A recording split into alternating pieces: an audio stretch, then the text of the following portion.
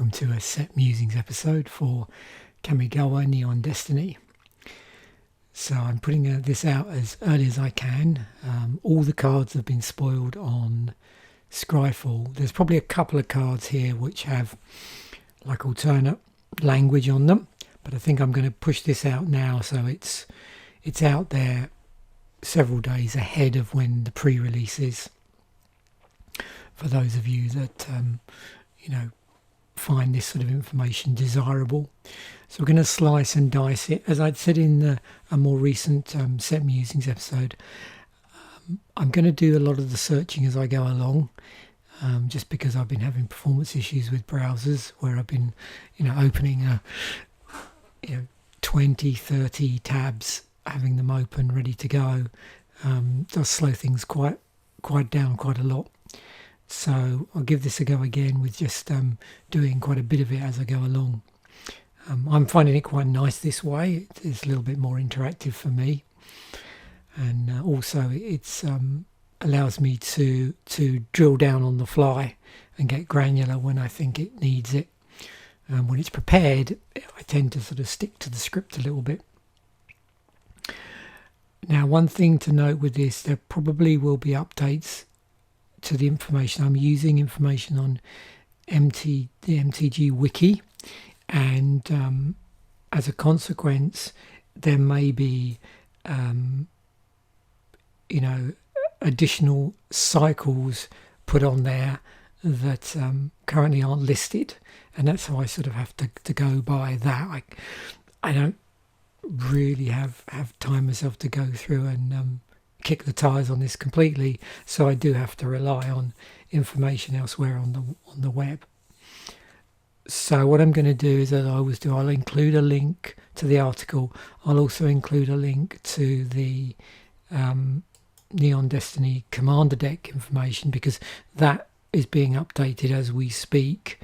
There's a number of cards in there that aren't showing up on Scryfall, and I'm just going to mention that in passing, because as far as I can see, I don't think all of the new cards from that commander set are on there, but I did want to just show you a few images and just talk a little bit about something I've been made aware of through the article, which I don't know if this is the first time they've done it, but you'll see when I get to it.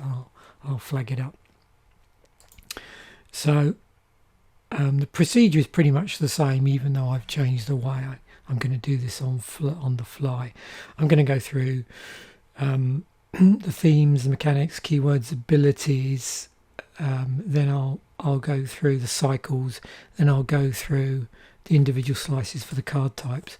In addition, what I'm doing with the newer sets is I'll also just take you through the different flavours of artwork, so you can get a feel for sort of what they're putting out there in all the different packs, and what there is there. I think there's 3 different boosters now, if I'm right.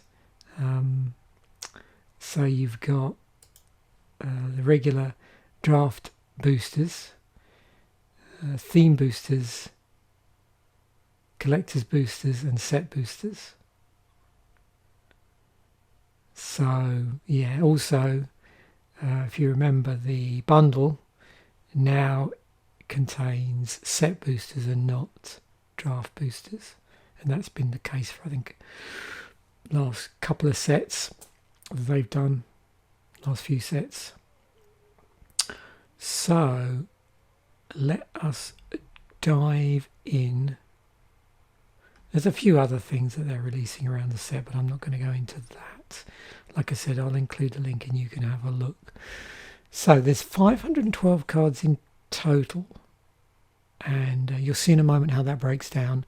I just wanted, so you can see here the artwork and the cards side by side in totality, so you can see not every card has an alternate artwork version, but some do, and some have multiple alternate artwork as well. You can see there somehow we've managed to end up with 3 farewell cards. No, 4, sorry.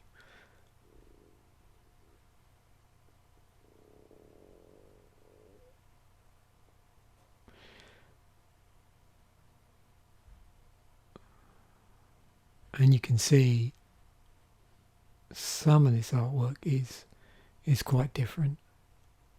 But again, I'll break it down and explain where it sort of all belongs in the grand scheme of things, because it can, for me, for us, I'm not really considering myself to be a magic old timer, I suppose, in the grand scheme of things, but for someone that I suppose came on board, 2007, I suppose that is quite a number of years ago. There's a lot of artwork now. I mean, I'm used to seeing alternate artwork in Magic before. I mean, it was a thing back in the day, but this is something else now. And sometimes it gets confusing as to what slot stuff fits into. So yeah.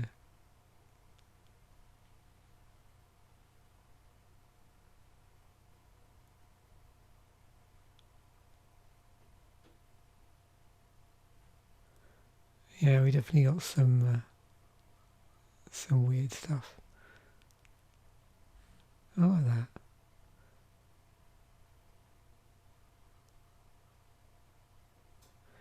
And you can see as we're going through what to expect. Oh, excuse me, my stomach's rumbling.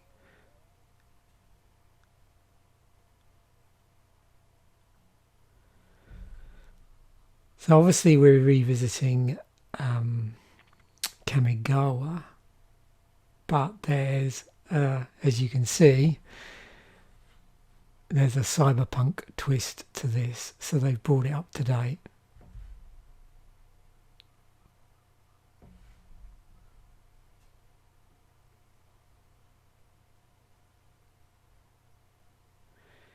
And remember, a number of these are those so-called sort of frame showcases, where the frames generally are unique. The style of frames are unique to the set.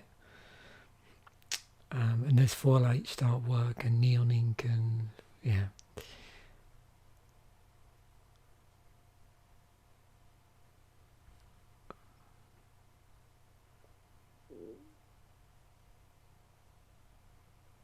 And we got sagas as well, but these flip. Oh.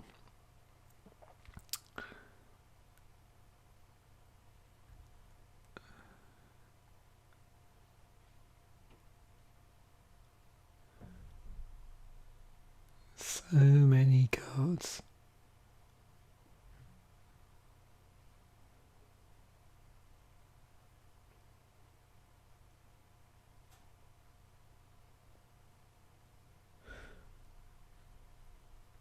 It's interesting, isn't it? The most recent set I've been looking at is that whole time spiral block with Planar Chaos. And, this has, not that it means the same thing, but certainly has design elements that hark back to that in terms of the white writing with the deeper colour of the particular mana, the particular colour identity.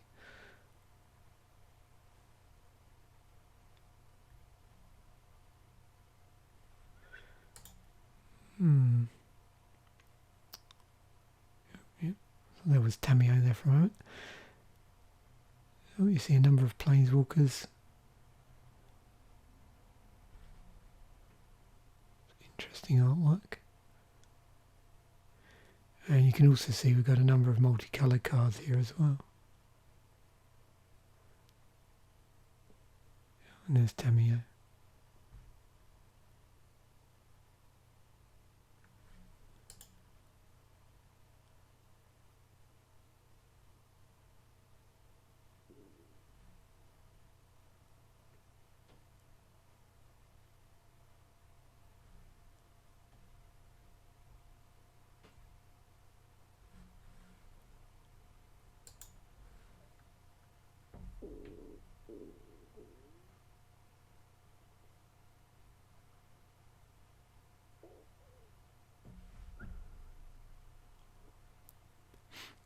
And then we got some artifacts here, which I'll also be talking about. You can see vehicles are a thing.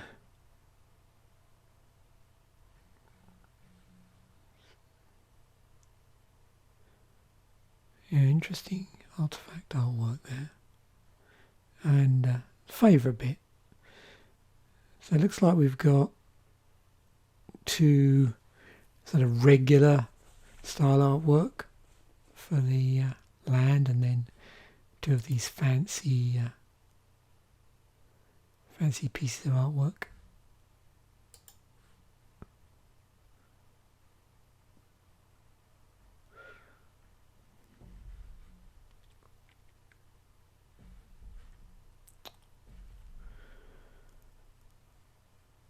Oh yeah, there's a full cycle of these.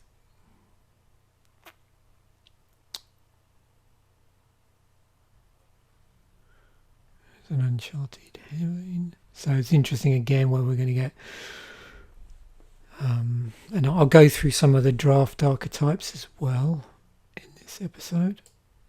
So yeah, that's just an overview there. You can see, so artwork wise, there's a ton going on. So let's now just try and put that into the relevant piles. So these are what are called the in booster cards. There's 302 of them. So they're like the regular booster cards. Then you'll see there's all these other categories. So we've got borderless planeswalkers, of which there are 4.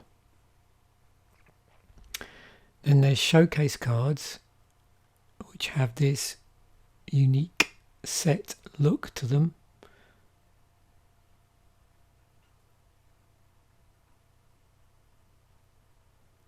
And I'm just trying to work out, is that the most amount? So 99. I think that's the most amount of alternate artwork cards of a particular type there is. I think I'm right there. So I've got 99 of those.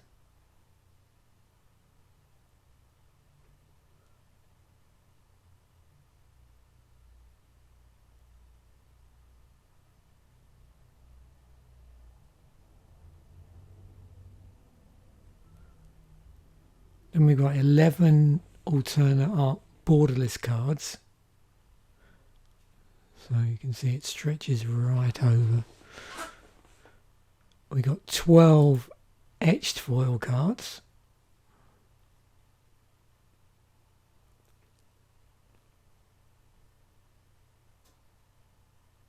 Then we've got these neon ink cards, 4 of those.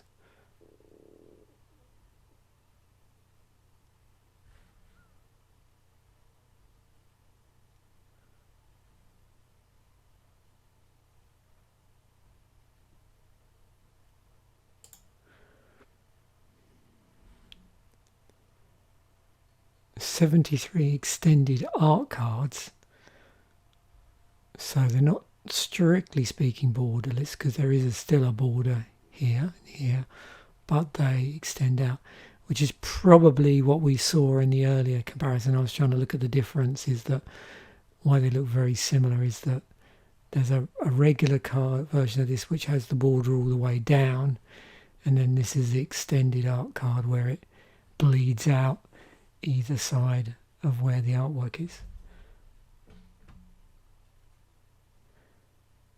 Okay, so there's, I was just looking up, I might butcher this term, but it's ukiyo, I think, if I've pronounced it, ukiyo, which is a form of Japanese art, and that's been used in the land artwork, from what I gather. Oops.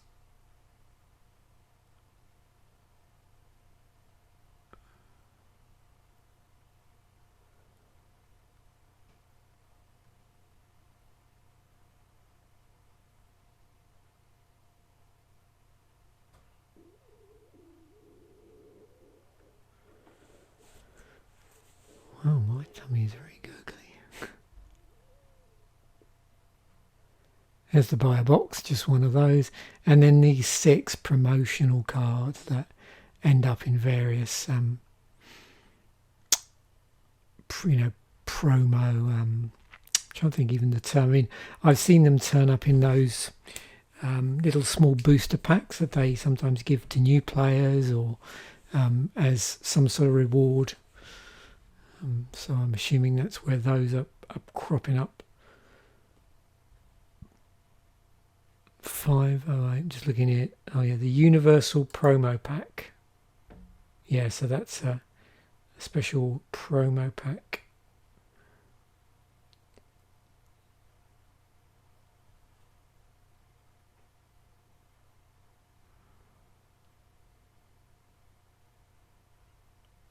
So those go out there. Wizards Play Network stuff. And Wizards recommend us like how to give out promo packs, so certain percentage for draft weekends, certain percentage for FNM, certain percentage for Magic Weekend, new player events, prizes, and a certain percentage for other events as well. So yeah, that's what those are. I did open, I think, one promo pack that I was given at a store for a couple of sets back, and yeah, they just given out at the store's discretion, really. Okay, so let's get into this now. It's funny now how much of the alternate art component in these, when I do the new sets, how long that takes up. So let's get on. So the first major, I suppose, standout theme in the set, as was previously when we went to Kamigawa, we took a trip to Kamigawa, is legendary creatures. There's 42 legendary creatures, and what you'll see is if I organise this by, say, rarity, and then we do it ascending. So there are a number of creatures here that are uncommon, and then we've got the rare ones, and the mythic rares. Now, of course, I can also do this.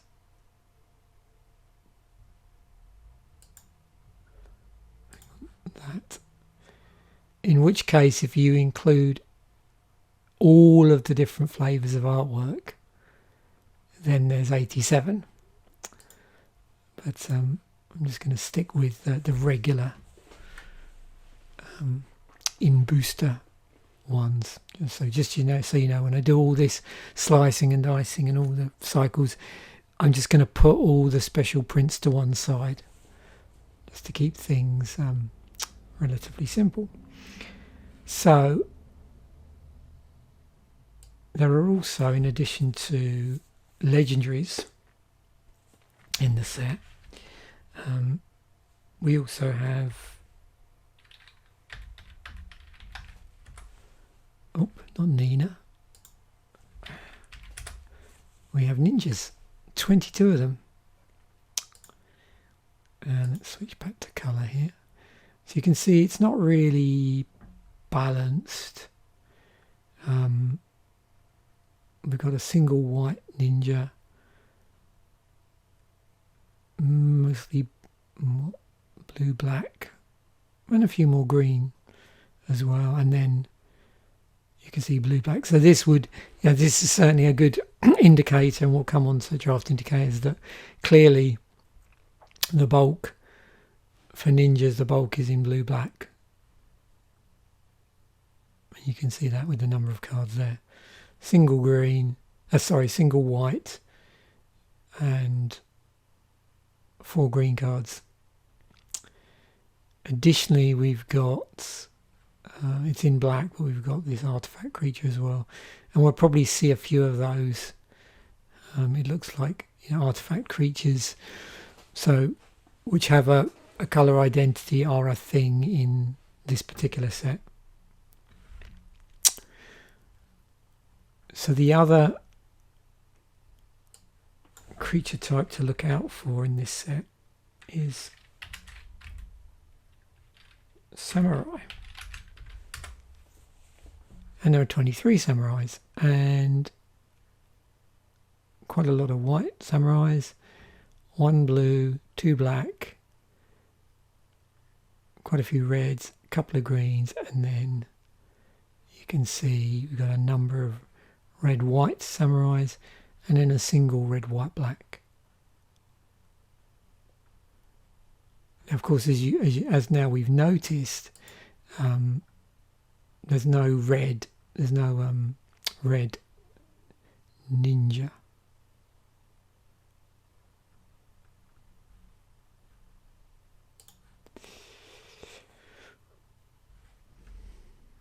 So those are the broad themes and mechanics. No doubt there's other things. I mean, vehicles are a thing, and we'll take a look at that. But generally, it's samurais, ninjas, and legendary creatures. Now moving on to the keywords and abilities. Channel is a thing in the set.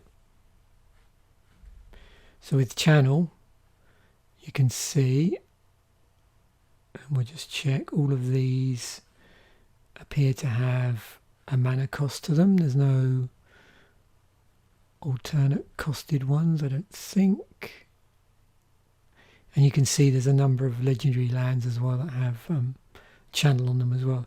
So for channel, what happens is you discard the card that you're going to channel. So say I've got a Born to Drive in my hand. I can channel for 2 and a white, discard this card, and then it creates 2 1/1 colorless pilot creature tokens with this creature cruise vehicles as though its power were 2 greater. And what you'll sometimes notice with these cards is there are echoes, not always,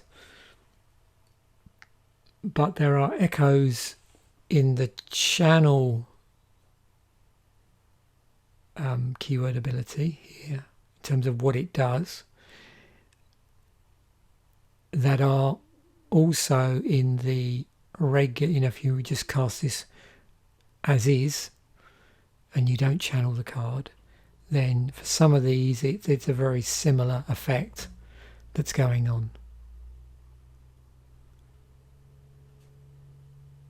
And often, but not always, you may find that the channel, there's a slight twist here. So we've got this one.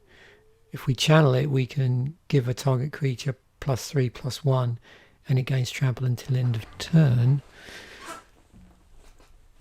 If we cast it as an Ironhoof Boar, the card has trample and haste on it, but doesn't get the +3/+1.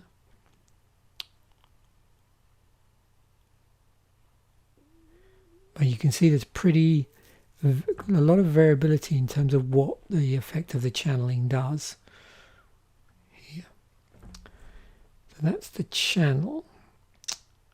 Then we have, just because we've looked at the particular cards that this is going to be on already, but this time around we're going to look at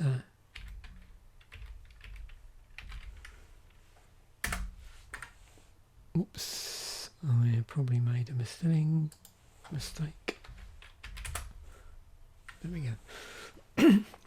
So 17 cards with ninjutsu on it.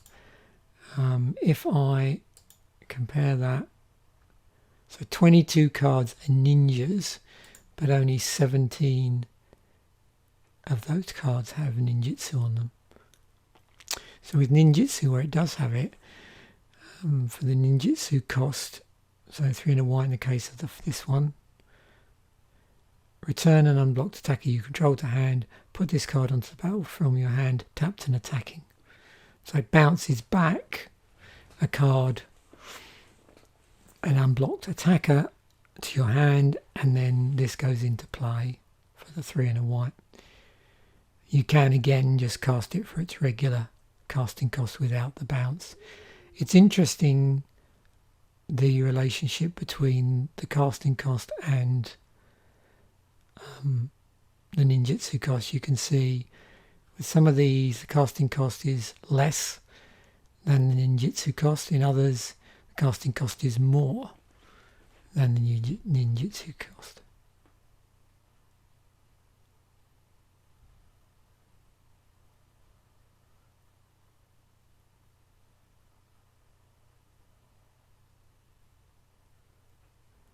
Now, a lot of that might be down, not always. I'm just looking to see whether there's, some of these you'll see have an ETB effect. And yeah, it's interesting. I wonder how they cost those. So that's where we've got the ninjutsu ability.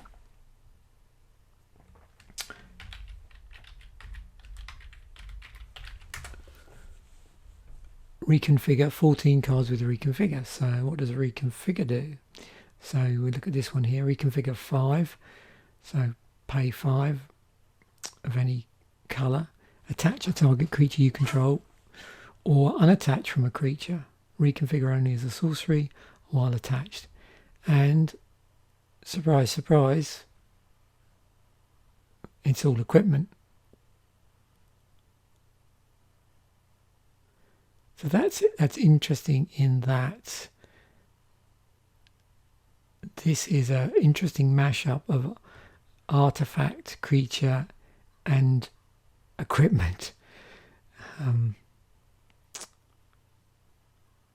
So instead of having an equip cost, you have a reconfigure cost.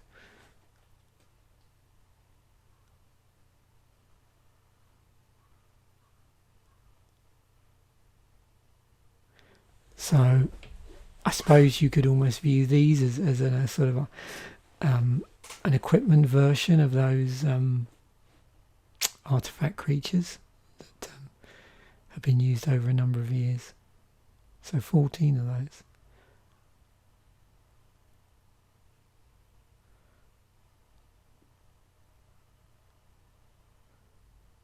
It's pretty interesting, actually.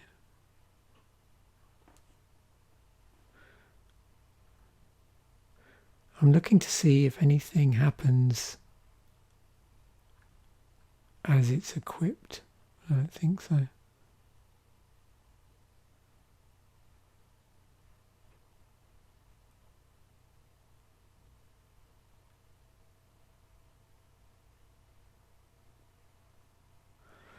And just reminding there while attached it isn't a creature. So I'm assuming what you can't do is just jump from one. So this is quite different from equip costs.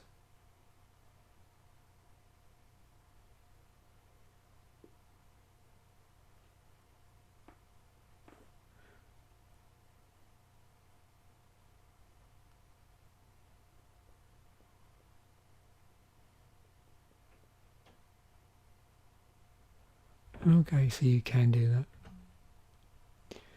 So yeah, you can, so basically you've got a number of options here. You can attach it. If it's on the battlefield, you can attach it to a target creature you control. You can take it from one creature to another, or you can attach it completely and just put it onto the battlefield. In some ways it reminds me a little bit of like living weapons. And they came in with they came into play with a germ token, but I think once you equip them onto something else, then that germ token went away. It's almost like this comes with its own creature token that sort of goes away temporarily while it's been reconfigured and it's attached to a creature. And then when you reconfigure it and unattach it, it sort of comes back.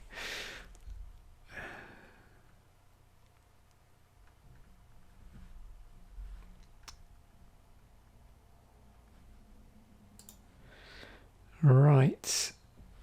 Completed.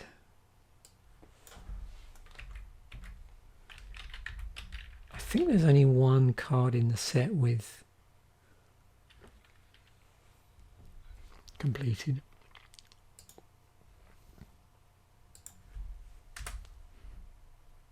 yeah, Tamio, completed sage. So this is very interesting in that it's got Phyrexian mana in it.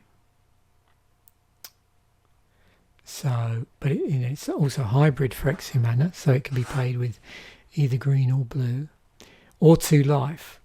If you pay life, then you get less loyalty counters. Very interesting.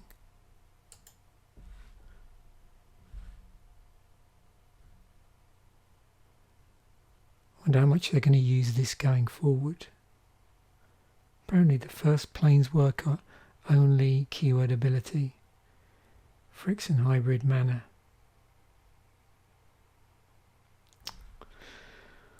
So I'll have to keep an eye on that one, see where that goes over future sets, if at all. And then finally, in terms of keywords, ability words, we've got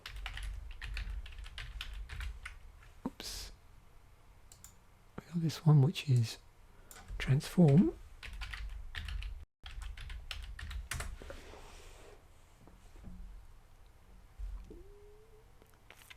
And that is, transform is present because we have a number of sagas which transform. And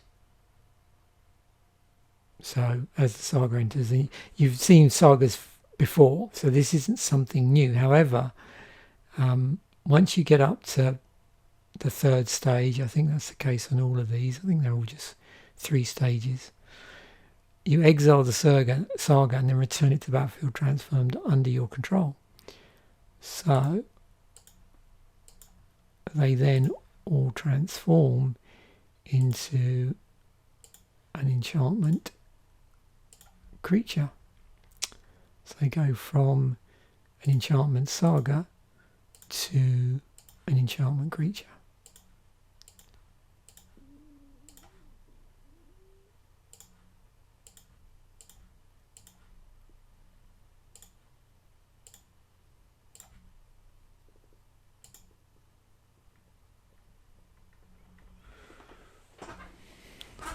So that's the keywords abilities done.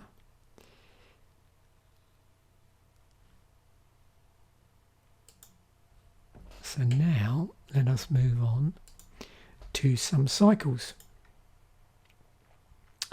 Now it's quite possible, as I've said, that there might be additional cycles that become apparent as people work their way through these, or as wizards point out the various cycles. But for the moment, I'll just go through the ones that I'm aware of through MTG Wiki. I'll add on an additional one they haven't listed there. They may have not listed it because it's a reprint. So first up, we have Legendary Dragon Spirits. They're five Legendary Dragon Spirits, obviously. And they're all at Mythic. And they have a choice of 2 abilities when the creature dies. So you can see this down the bottom here. Yeah, quite a bit of variability there in the casting cost and the power and toughness. They've all got flying, and also, of course, there are going to be other abilities and keywords in the set which aren't necessarily new to this set or aren't thematically important, if you know what I mean. Or I don't have a twist on them. So no doubt we'll see other things in here as well, like Ward and who knows when. That's what's the nice thing about doing a new set here, is just having a look at all the new stuff and all the stuff that's resurfaced. Now, there is actually a cycle, and you've seen them already. If I can actually spell it right. So I'd already brought up the legendaries, and there was a lot, but you notice in amongst this there was a number of land, and there is a cycle of legendary lands. They all have channel on them, so you can opt to pay the channel cost, discard it, and then you get this effect. What's interesting is also the ability costs 1 less to activate for each legendary creature you control. So there's a reduction in cost here as well, and they all do something slightly different. That one does damage, this one bounces, this one is mill, okay. This one's tokens, and the green one, what does that do? Oh, and enchantment or non-basic land, artifact and artifact destruction. But the player gets to search the library for a land card with basic land type.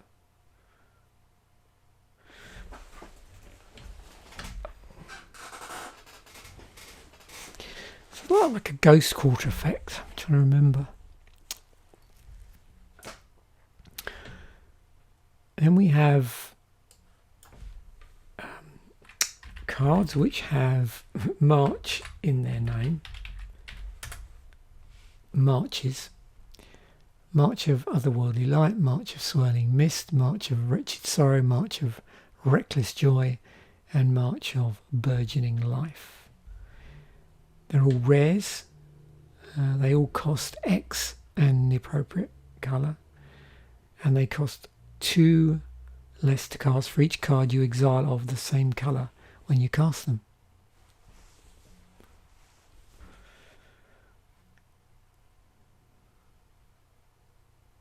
Oh, phasing.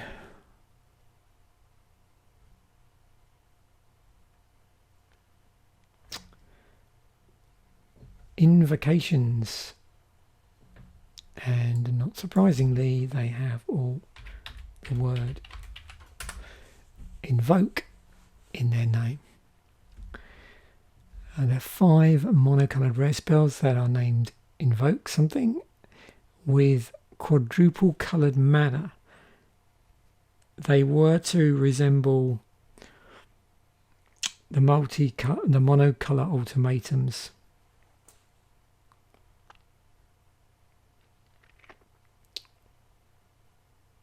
Did I say multicolour or did I say mono? Anyway, they were to resemble monocoloured ultimatums, so they're a monocolour, take on the ultimatums, which were in Shards of Alara and Ikoria.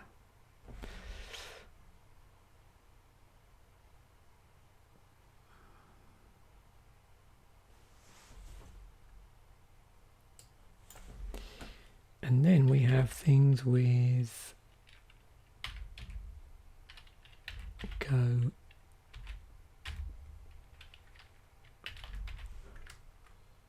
Shintai in the title. These are all shrines, but they're also enchantment creatures as well.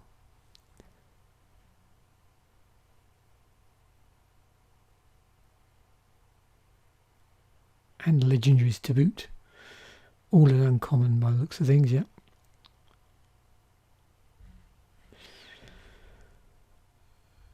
Now, the other thing I wanted to mention is signpost uncommons, but before I do that, what I'm going to do is just bring up the land, which we'll come back to in a moment, but I'm going to just concentrate on in here.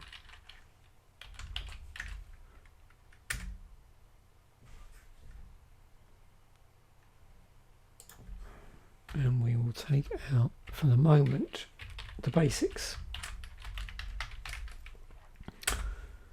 Like that, because these I wanted to just point out to you. So we have a full, I think they're often referred to as double cycles, because there's 10 of them instead of just 5. and you can see they each have all the different combinations of the two colours, so they're dual lands.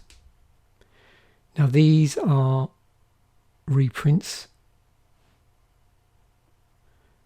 and the 10, I think they're called gain lands, aren't they?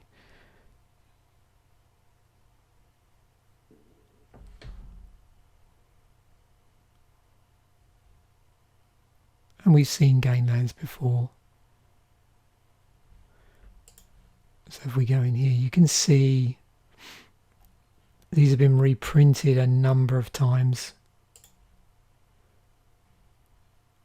And if you go back in time, these particular ones are in Kanzatuk here.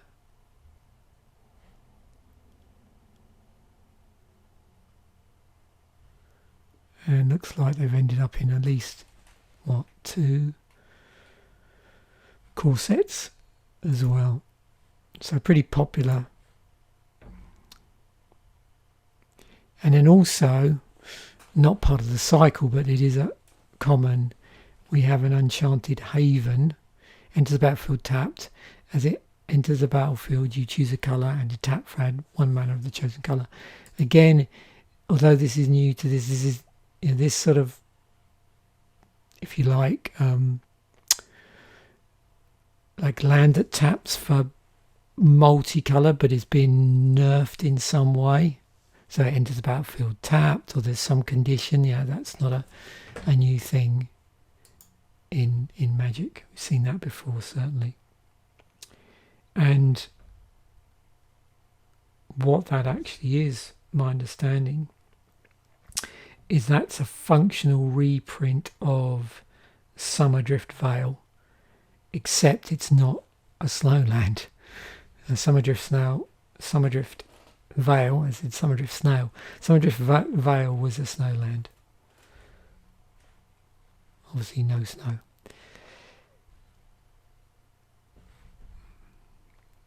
Now, yeah, let me just go back here. So the Signpost cards,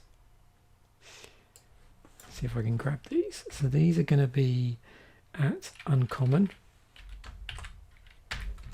and the colour is going to be multicolour. Oops. Do the American spelling. There we go, 10 of them. So let me try and go through this. I'm going to have to reference this because I just don't ever remember any of these. Here we go. So white blue draft indicator is vehicles.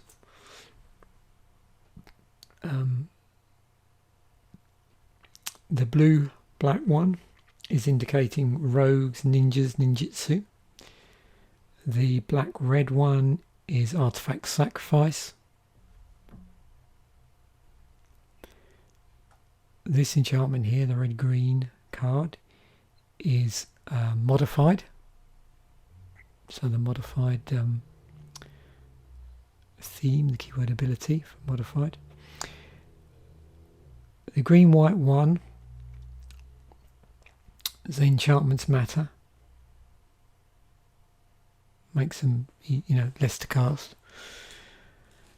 The white black one, artifacts and enchantments, and I've seen the word here used, they're just calling it balance, which apparently was a play test name for an unnamed mechanic. It's like sort of twist on the threshold ability. So with the threshold ability, you know, basically a threshold type ability says if this is true, then if you control this, or if you have so many things in your graveyard or whatever, you know. So with this one, that's what this is doing. So whenever this enters the battlefield or attacks, if you control an artifact and an enchantment, then you get to create a 2/2 white samurai creature token with vigilance. So that's something that they're attributing to white-black in the set.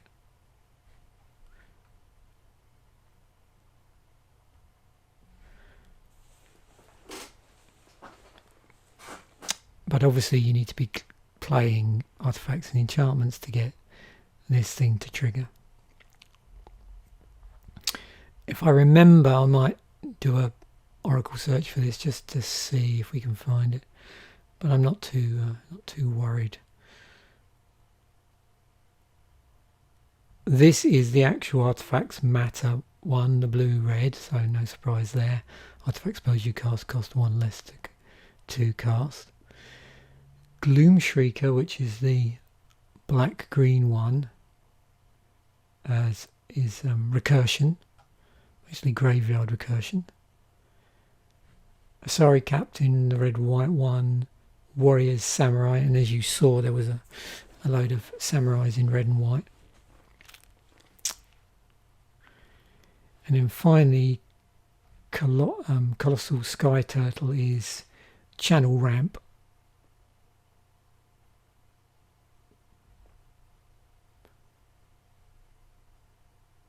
And there you have the ward. I don't know how many ward cards there are actually in here.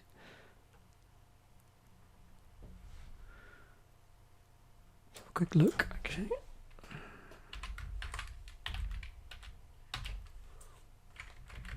Mart. Now it's got a couple of ward cards, and then the other thing I said I'd take a look at is this.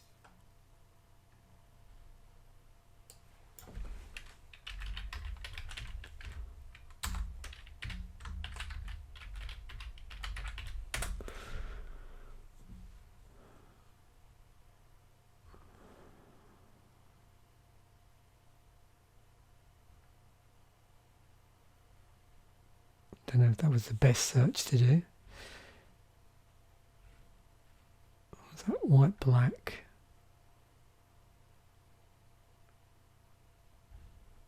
I suppose there is sort of something going on there.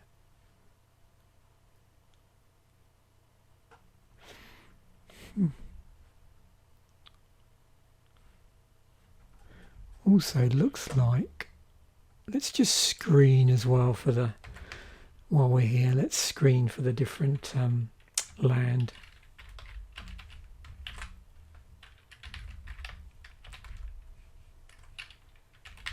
Just to make sure we've got everything.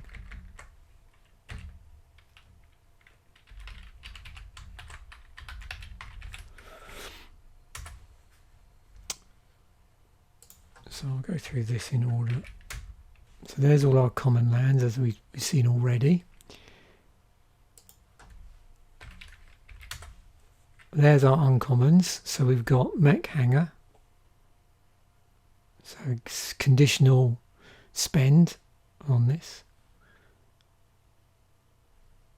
One with a card draw on it.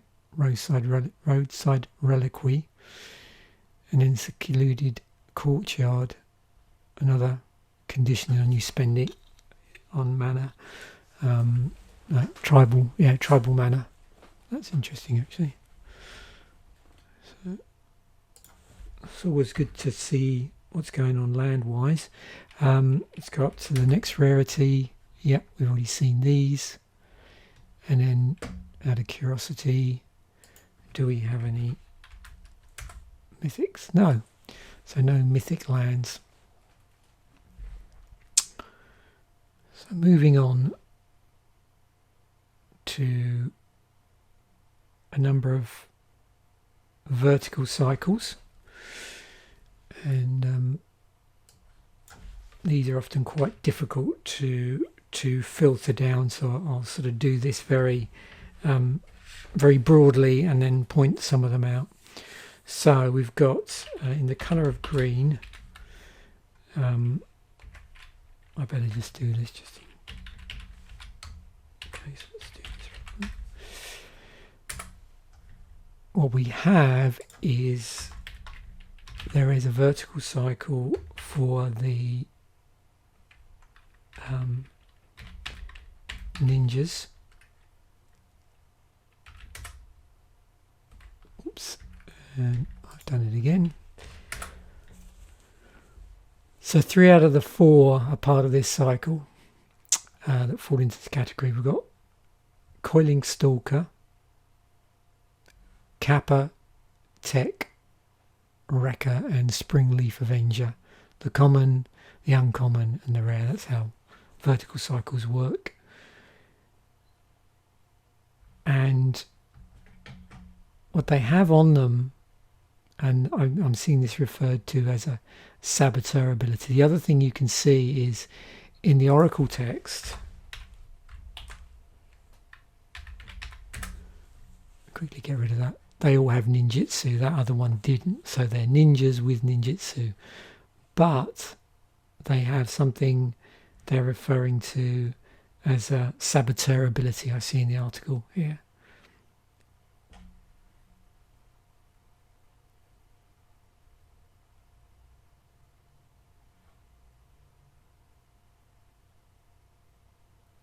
You can see here, this is what they're talking about.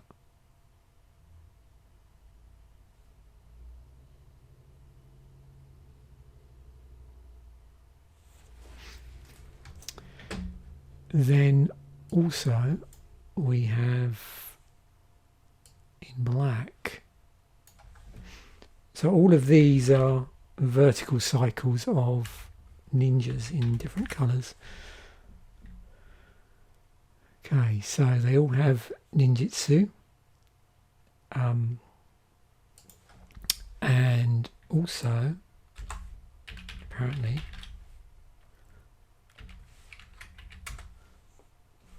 power 3. Now in the notes here,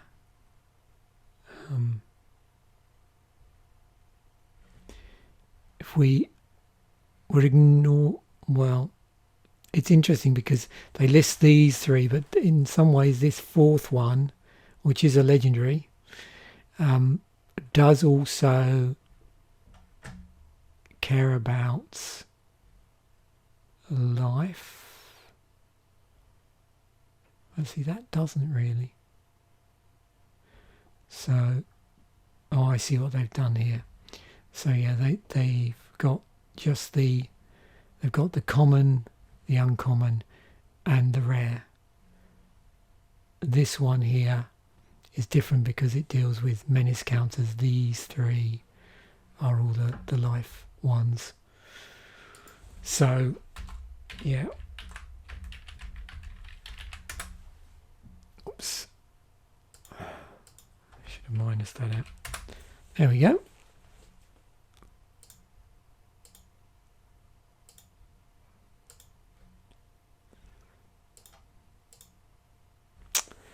So yeah, there's the 3 black rat ninjas.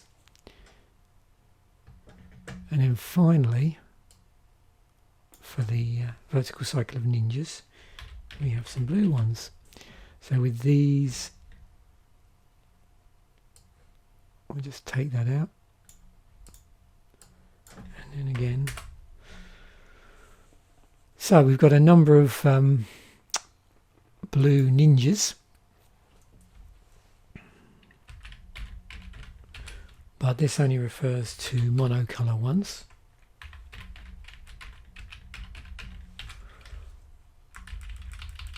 So we will get rid of those. And then the other thing with these is they are neither enchantment creatures or artifacts. So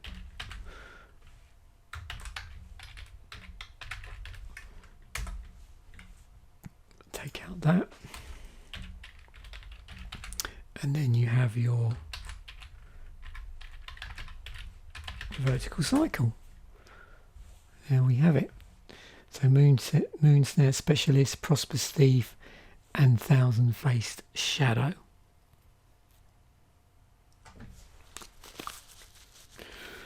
So these two have ETBs on them. This one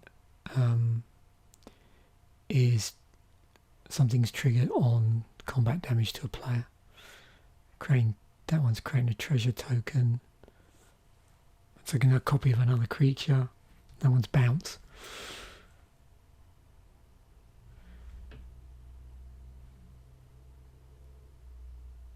Now there are also mirrored pairs in here as well.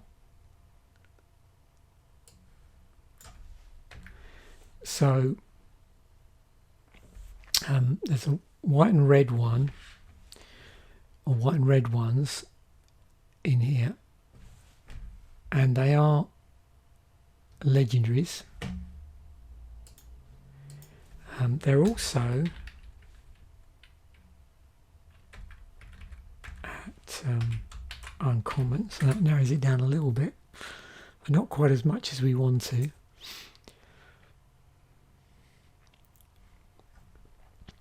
So I'm going to just change the colour here. So the mirrored pairs here are Noriki Yamazaki the Poet, 2 and a white for 3/2 with vigilance, and whenever a samurai warrior you control attacks alone, you may cast a target enchantment card from the graveyard this turn. And then Heiko Yamazaki the General, 3 and a red, 3/3 with trample, and also this one here is same thing but for artifacts.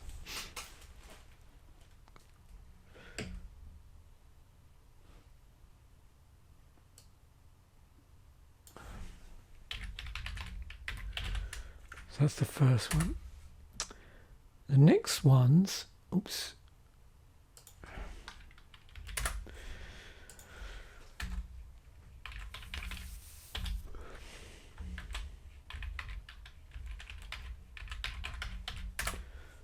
Couple of multicoloured ones. So we've got Jukai Naturalist and Enthusiastic Mechanic, and you can see this one reduces the cost of enchantments, this one reduces the cost of artifacts. They're both 2/2s, and they're both just one of each of the appropriate colour. If you remember, they were also the draft indicator cards as well.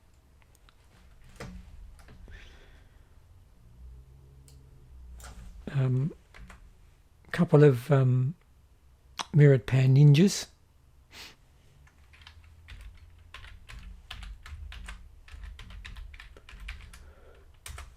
So we'll bring up all the, well, obviously ninjas are creatures, but never mind, that was already in there, so we'll do that. And they care about counters.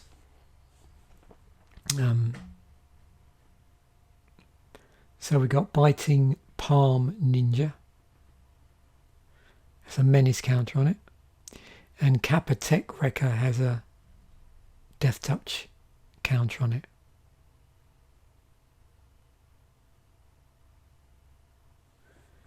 And you can remove counters when it does damage.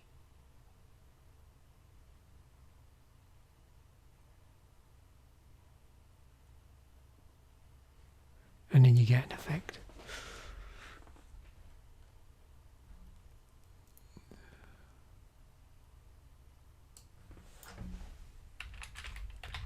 So, a couple of mirrored pair auras. That's always interesting to see ones that work on lands. These are at a common rarity.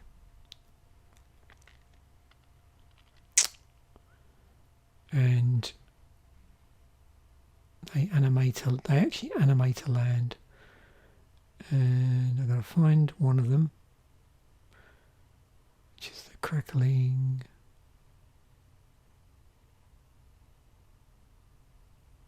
Oh, there it is. So Enchanted Land you control. In fact, let's just make that a little bit easier for everybody to see. you go. So this one and this one here, they both enchant lands and they will turn it into a creature. If that enchanted land is destroyed, you can sacrifice the aura and the land gains indestructible. So what did they used to call it? Was it? It's like a form of totem armor, really, I suppose, for land. And then I wonder if this is going to come up easy. Yep, there's the two archers, the only archers in the set, Twin Sniper and Bamboo Grove Archer. Both have channel on them. And they're both hybrids, so one's an artifact creature and one's an enchantment creature, and that's all the pairs. Something I don't normally do, but I thought it'd be interesting to do because of the way I'm doing this, and this is why I'm keen maybe to start doing it more like this going forward. Again, I'll see what the feedback's like. So I want to go through some reprints. We've got Essence Capture, and by showing you can sort of see where it's been reprinted from fairly easy, so we'll see how this works out. So Fade into Antiquity, another reprint, originally from Theros. The previous one we looked at, Essence Capture, was originally from Ravnica Allegiance. We've got Kindle Fury. So it's been reprinted a number of times, starting off from Morningtide and through here, various sets, and also appeared in core sets as well. Oh, good old Spell Pierce. So, yep, Zendikar, remember that artwork? It's been an invocation as well. It was in Ixalan as well.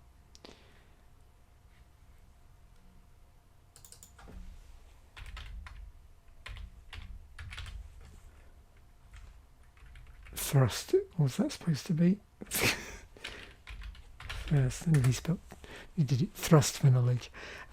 Yeah, so reprinted quite a number of times, or cropped up in various additional stuff. So it's been in the Mirrored Impure versus New Phyrexia. Khans of Tarkir, but was also in Plane Chase. This, yeah, it's been printed quite a few. Wow, it's mirrored, yeah, mirrored in. Actually.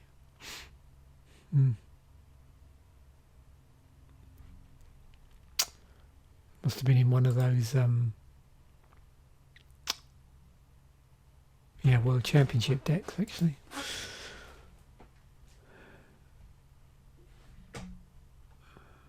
I really like those decks, actually. They were cool. And I did mention the gain lands. I brought those up on the screen. The double cycle of gain lands that were there. Now, a couple of other things.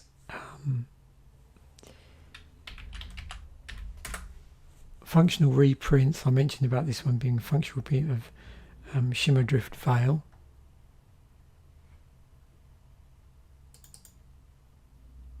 And then also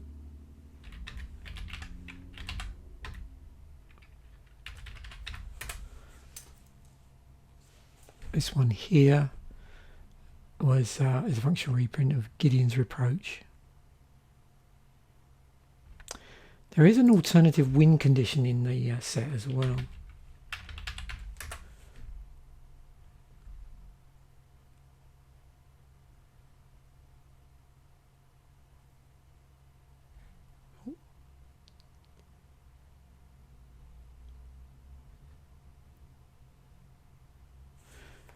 Yeah, so let me just switch the see if I I can switch the view in here, but it's... Oh, there it is.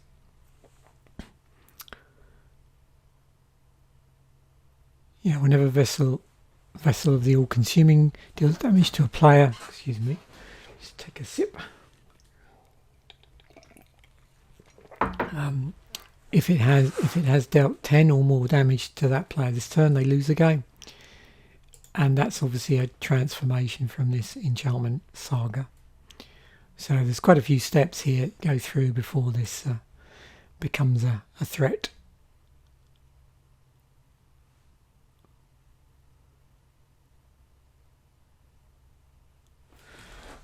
So this one can buff itself through counters.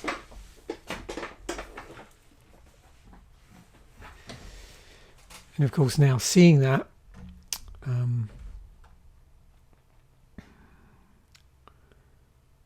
I was just looking to see that, seeing what black-red. I'm just seeing if there's an overlap there between, well, there's artifact sacrifice, so I don't really see that.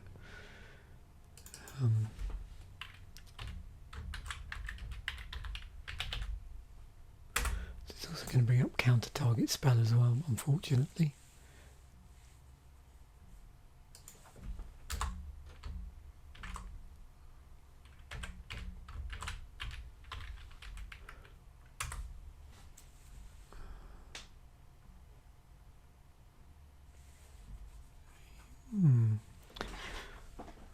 Yep, so got a bit of a counter thing going on in red and black.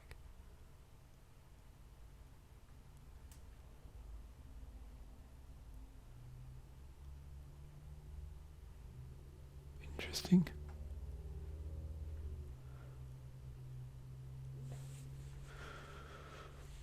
Just looking to see if there's anything uncommon that would support that, but probably not.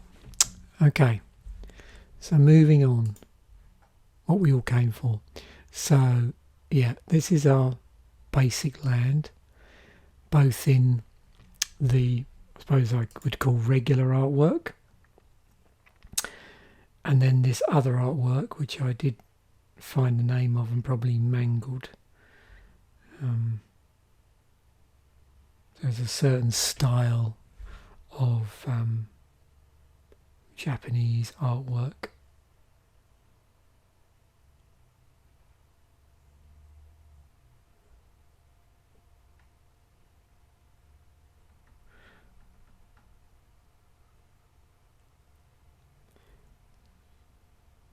Yukai, I think it's something like that.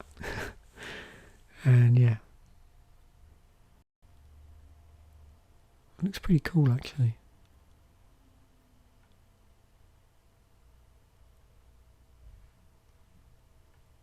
I mean, the regular artwork is nice.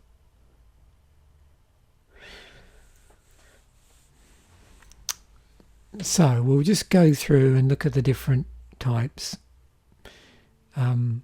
Obviously, because of all of the different transformations here, it would appear that there are tons of creatures in here because, you know, there's transform cards with it on and there's various hybrids as well. So 156 cards somewhere on them have the type creature, either as a transformation or as like a, you know, coming together of multiple types, enchantments, creatures, or artifact creatures as well. So that's creatures. We've already mentioned, but I will go back because it's quite critical to the set. Legendaries, so 42 legendaries in here, and that includes planeswalkers. If I take out planeswalkers,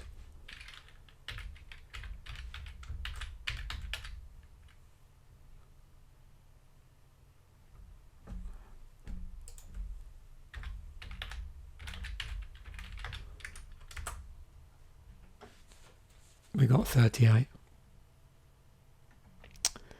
Now, if we're interested in just the planeswalkers,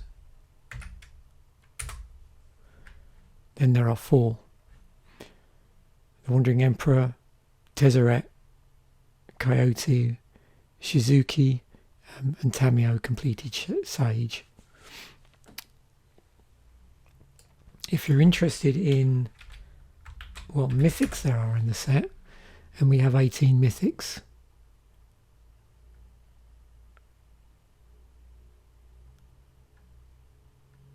And a mixture of different card types: enchantments, planeswalkers, legendary creatures, sorceries. These transform enchantment sagas as well.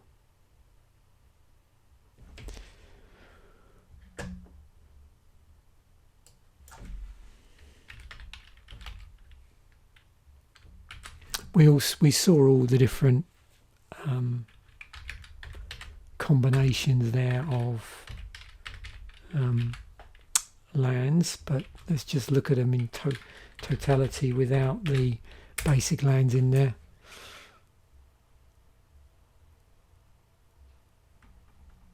So 19 non-basic lands in total, some of which are cycles, some of which aren't. Let's look at some more permanents. So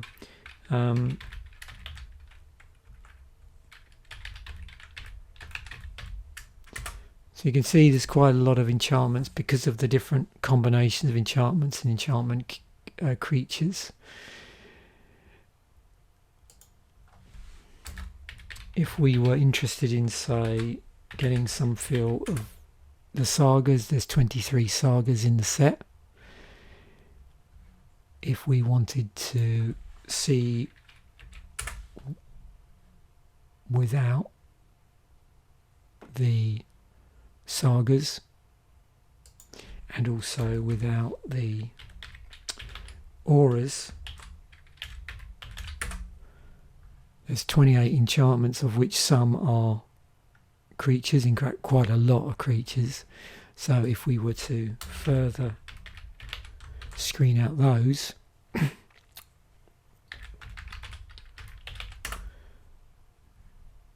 we actually end up with 5 what I call pure enchantments.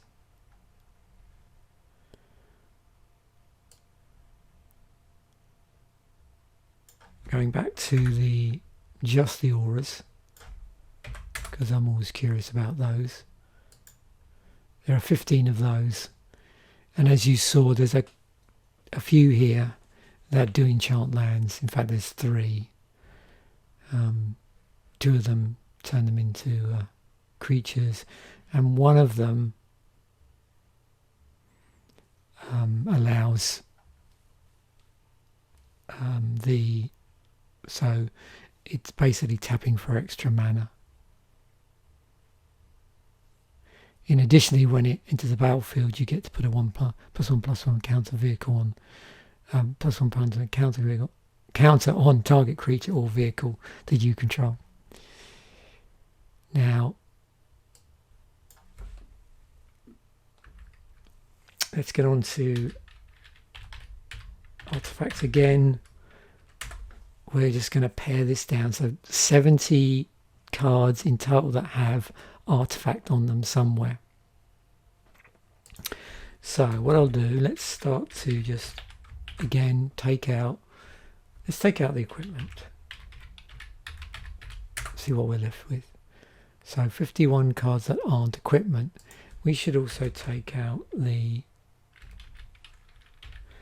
vehicles, and we'll bring all these back in a moment so we can look at them.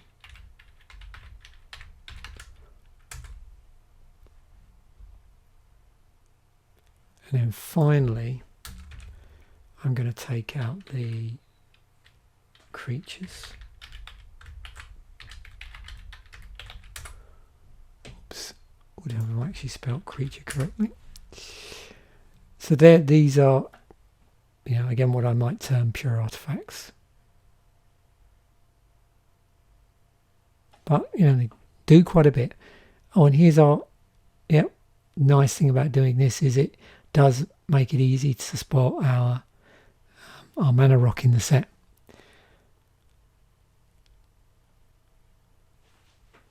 Legend rule. Oh, this one as well. Legend rule does not apply to permanents you control. Good to know.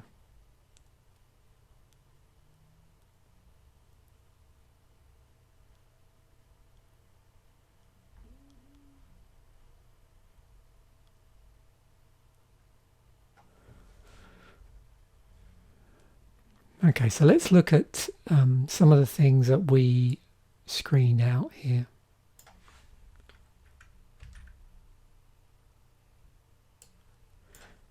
So what do we like for equipment? Because in previous sets we've seen, or previous Kamigawa sets, we've seen a bit of equipment. But remember, there's these interesting ones here as well. So I wonder if we have anything that's not a creature, that's an equipment in this particular set. And yeah, there is. So 5 regular pieces of equipment.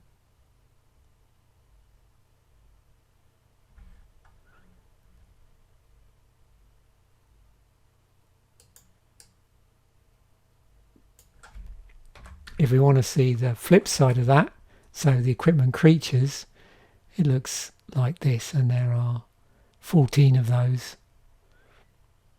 And we've seen some of these already because of the, remember they were the reconfigures that we were looking at. Now,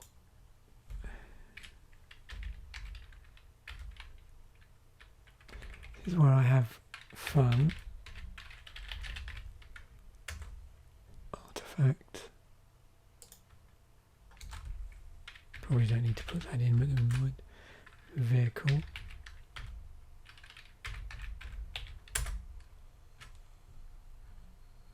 I'm assuming if I do this, I get the same amount. One would hope. Yeah, 13. So 13 vehicles.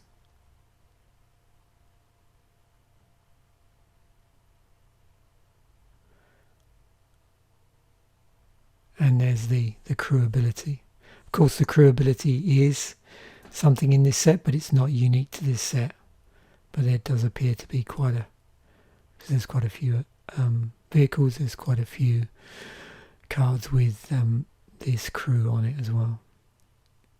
So any number of creatures you control with total power 1 or more, your vehicle becomes an artifact creature until end of turn.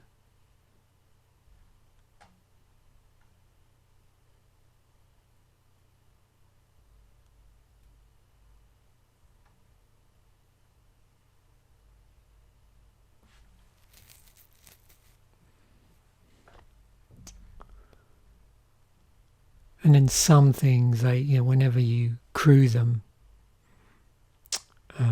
they'll trigger something.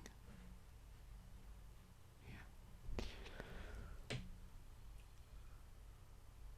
So I think that's got all the different variations of artifacts taken care of. We'll just double check here. So yeah, we had equipment, artifact creature, equipment. There's also straight artifact creatures as well that aren't equipment.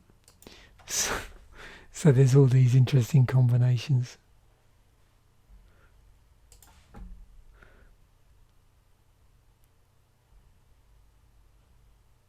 Yeah, I could go through all sorts of different combinations here. I think that was the pure artifacts there.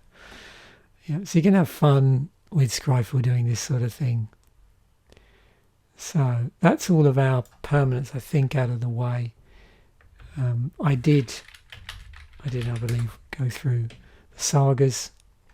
You saw these before. I flipped them all. But now back to things like instants. So 36 instants in here.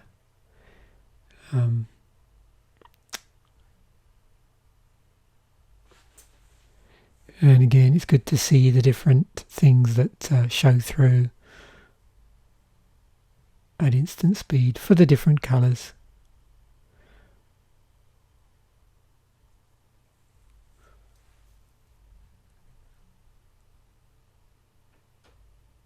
So you got instant speed exile, damage to attacking or blocking creature. There's actually a pump spell there. But again, this sort of conditional stuff with artifacts and enchantments as well. We're seeing, so again, interesting to see like conditional twists on spells. So we've got instant speed, counter spells here, cost reduction, card draw. What's our instant black removal like? So again, reducing cost. Oh look, scalable damage. Like life link. Another way in black of removing stuff.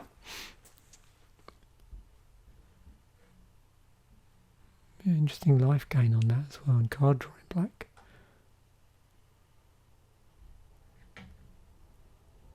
Now we've got exiling in black as well. Like modal spell here.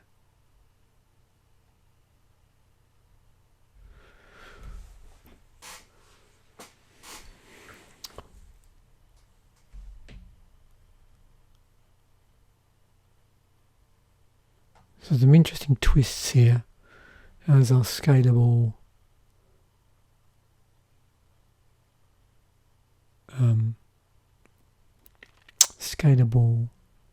red damage with a bit of a additional shenanigans going on there. Oh, there's our 3 damage spell with 2 damage as well on top.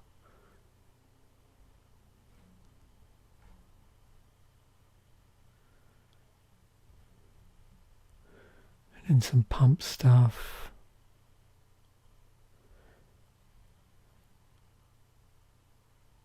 Some graveyard recursion.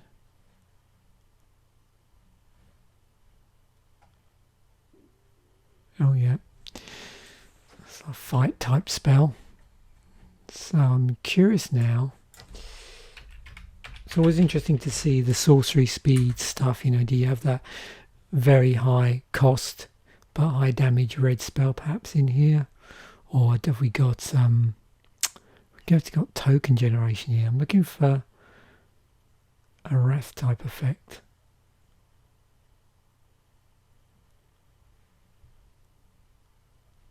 Oh look, there's that exile. Yeah, there's the exile.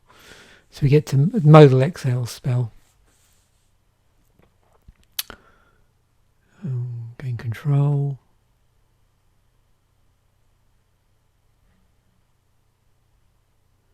So sorcery speed removal, like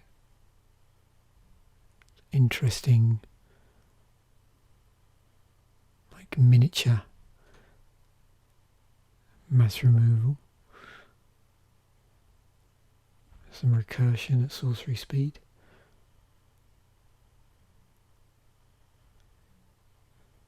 There's a lot of interesting utility in this set actually.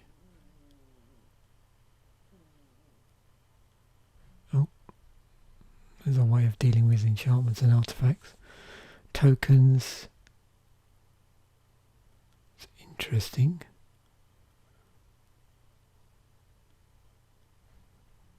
Some double X in the casting cost there. It's like top deck tutoring going on.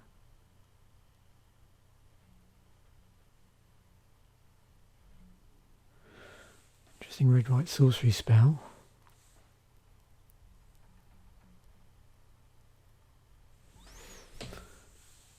Okay, so that's in terms of slicing through the different types. You can see there, because of the set, there's all sorts of interesting combinations going on there. No doubt there's a small possibility that I've missed something. Right, so back to the set as a whole. Let us look at... So at this point, bear in mind we've got a set that hasn't been released in paper yet. So I would take some of these prices with a pinch of salt.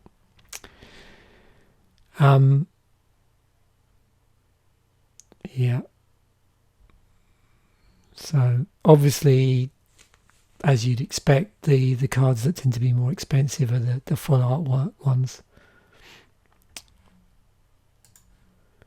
So I'm just going to switch this back to images.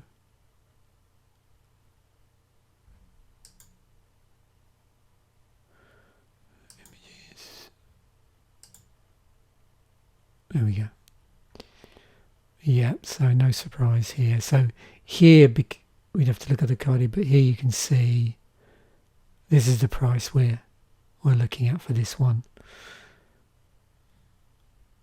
It's in, again, it's confusing because it's in multiple different versions, but so the more expensive one, or the most, well, actually that's not true, because they're, oh yeah, look, they're actually entered, yeah, they're listed separately, so it does get very confusing.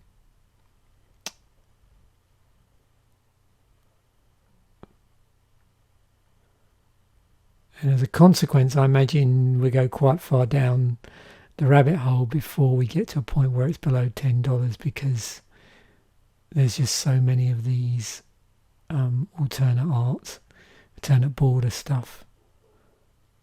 303, yeah. And that must have been further up the list as well, up here.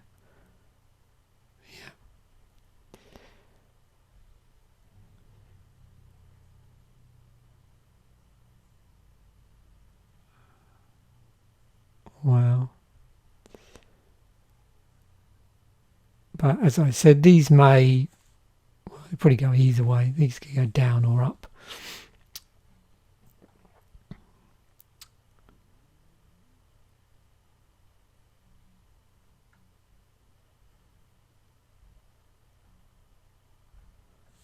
Yep, so now we're getting into the more of the area of the regular cards. So what you'll see is, you know, those cards that are deemed super playable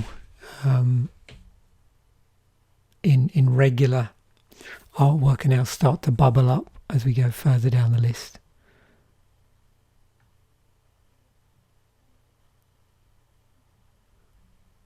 So I think, yeah, we're not even there on a separate, so that's, we're 20 down already.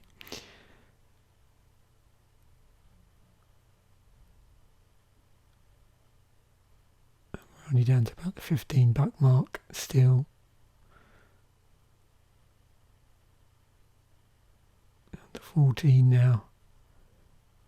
Wow. Yeah, you can see here.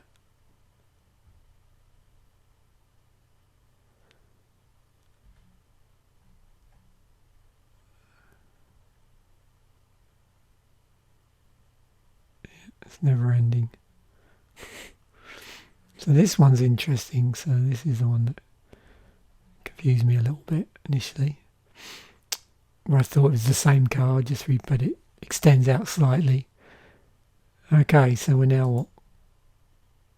40, yeah, we're up to 41. So we're getting pretty close to that magical threshold I was doing all the set musings of $10, seeing what cards are above that. I think we're almost there. It's just above. Slowly ticking down.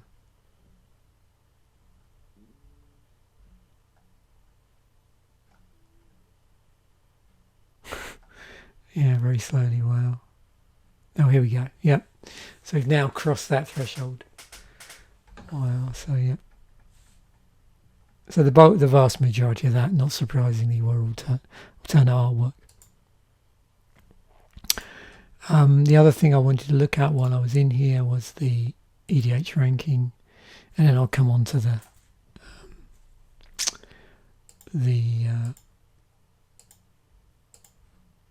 something I wanted to say a little bit about the decks.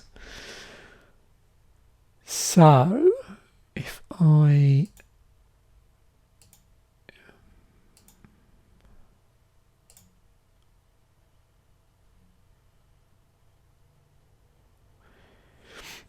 So this is just looking at, obviously, cards that commonly come up a lot on EDH Rec, and you wouldn't be surprised to see that the ones that are going to bubble up are all these ones that come into play tapped, but you gain 1 life.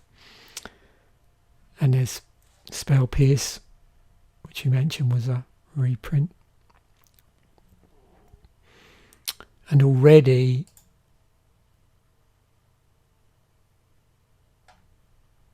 see what people are building for this one. So already the stuff's starting to bubble up.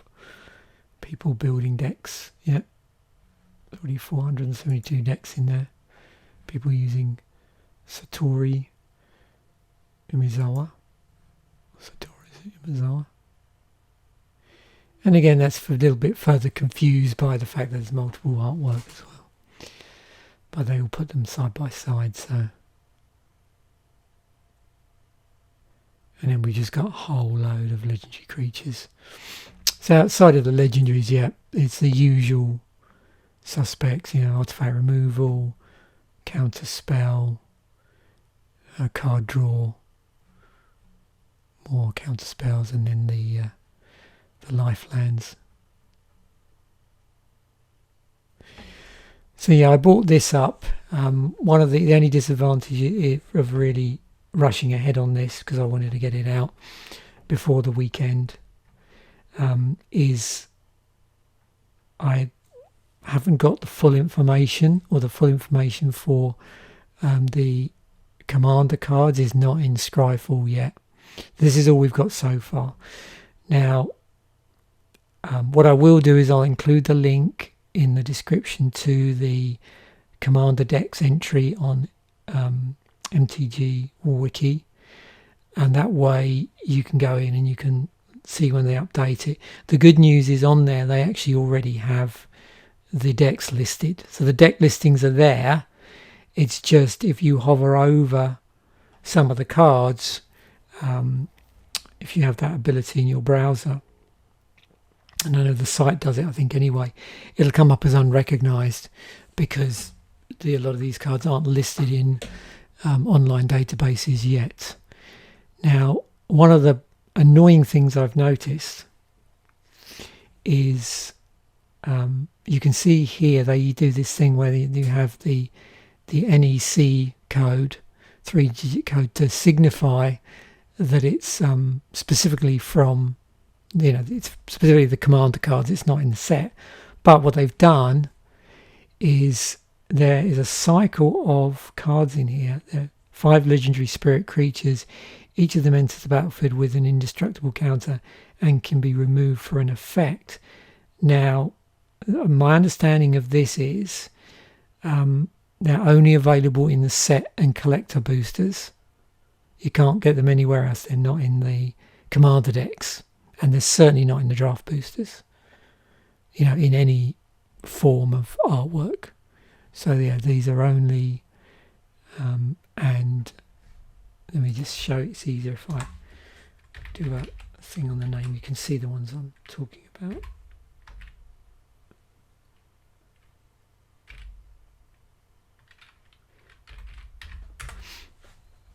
There we go. Cycle of Myosians, and you can see there it's got the NEC code on it. So there's actually 8 of those as well that fall into that category, I understand, that are only available in the set and commander cards. They're numbered 31 through to 38.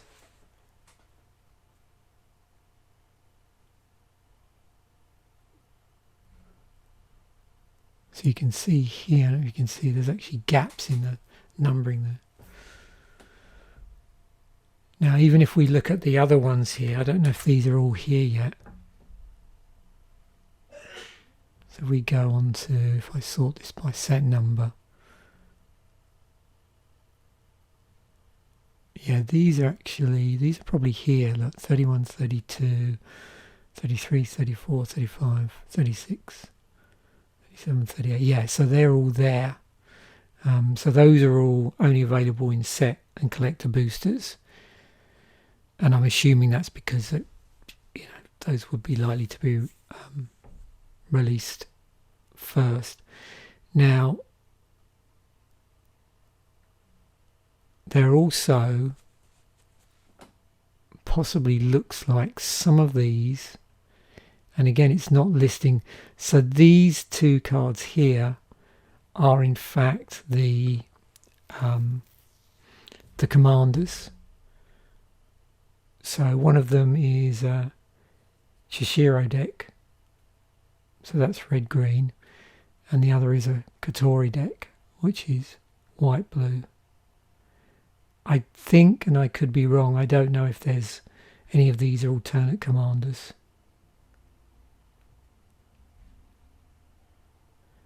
And again, I'm not absolutely sure of, well, saying that, going by the numbers here, although it's a little misleading because of these cards that aren't in the, aren't in the commander decks. The total number of commander cards in inverted commas around this set, I'm assuming, is 38.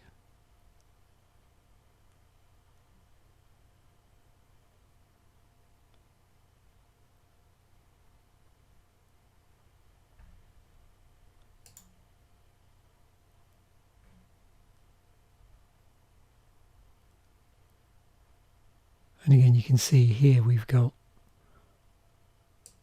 two pieces of artwork as well. So just to add confusion there.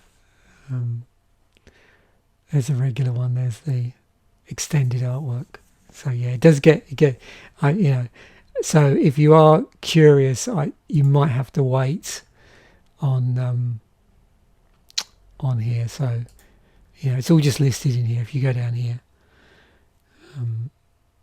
And obviously if we,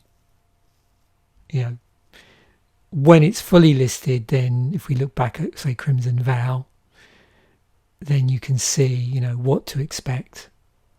So it's a lot easier then to work out what's going on. But at this point in time, a little bit tricky because not all of the cards are available on Scryfall. So I just thought that. But I will include the link which does actually list all the decks and their contents, because those definitely have been spoiled. And it looks like it's listing the new cards as well, or the ones it knows about, and also, hang on, I was saying that I spoke too soon. So the Upgrades Unleashed deck is listed. That's the Chishiro. The Buckle Up currently only has 4 cards listed in it. So that no doubt will be updated. So I hope you've enjoyed that. It was actually quite fun for me doing it like this, and I was able to do some extra searches as I go along.